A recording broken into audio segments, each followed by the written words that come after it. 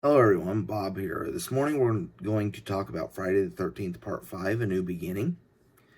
In this one, it follows Tommy Jarvis, who at first it's played by Corey Feldman. It's in a nightmare sequence, but then as he wakes up, it's played by another actor, uh, John Shepard. John Shepard's his name. He wakes up and he has been moved around from uh, hospital to hospital because he's played with nightmares about his experience of Jason.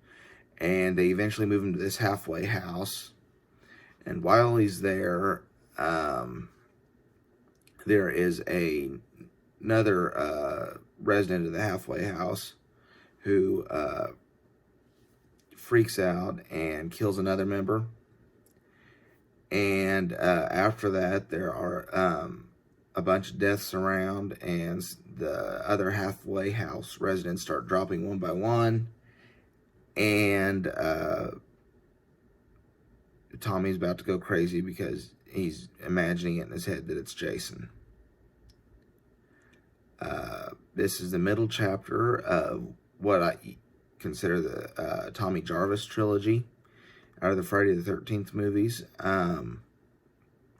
And it's also the last of what I would consider the early era Friday the 13th films, because from part 6 on, they definitely have a different feel to them.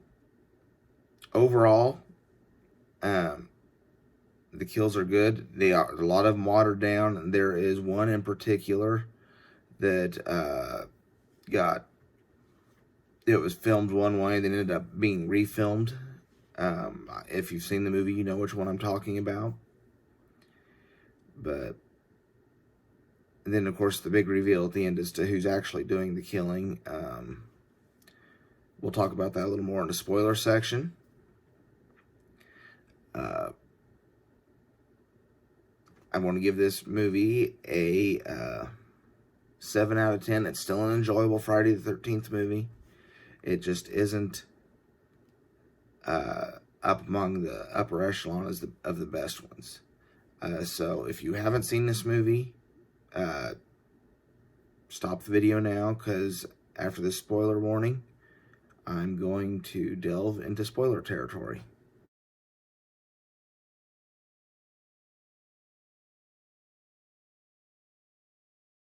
Okay, spoiler territory. Now that we're there, I can freely say Jason is not the killer in this film, except for the two in the dream sequence at the beginning, but those don't count. My favorite part of this movie was there's a scene towards the end where imposter Jason is revealed for the first time, and Tommy's there's two moments. There's once where he's shown on camera for the first time, and the way the music swells and everything, it's great. And then there's another moment later where Tommy sees the guy in the hockey mask for the first time. And in his head, you hear the audio from his confrontation with him in part 4. And just the way they did that was excellent. Sorry, my light keeps going off. Again, that's very well done. That would be my favorite part about this. Least favorite part about this movie, I never really liked the Ethel character. I always found her annoying. So, yeah, I was glad to see her get killed. I mean, I guess you could throw that up there. Her death scene is one of my favorite parts. But any of the scenes with her in it, I just kind of throw them out. I'm not as entertained by them. And also, when the other halfway house resident freaks out and kills the other one, I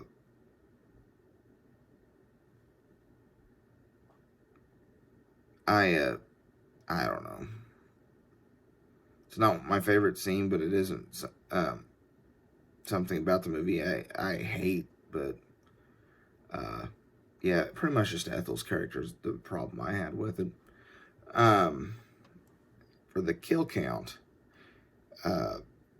There were 19 deaths, real deaths in this movie. There's the 2 other that were in the nightmare, but I'm not counting them. There's 19 real deaths in this movie, 17 of which are on screen.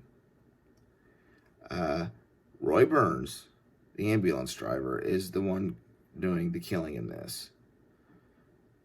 He killed 17 in this movie.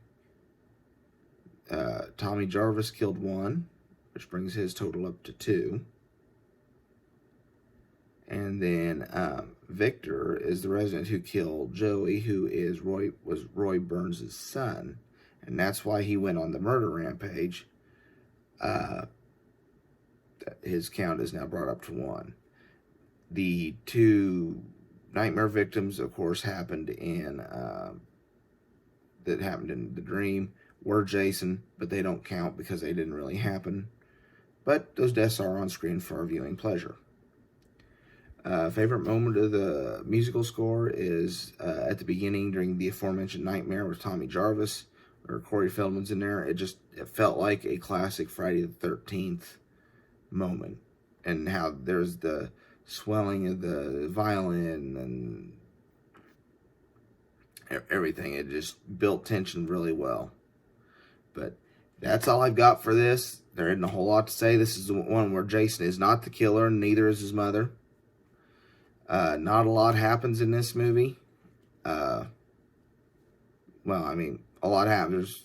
Has the highest death count of any of them to this point. But if you're there, Tommy Jarvis his mental health doesn't improve by the end of this movie. In fact, there is another death at the end of it that is implied. It's left open to interpretation. So that number might go up again. We don't know if Tommy killed the lady or not, and it's left ambiguous on purpose. Thank you so much for watching.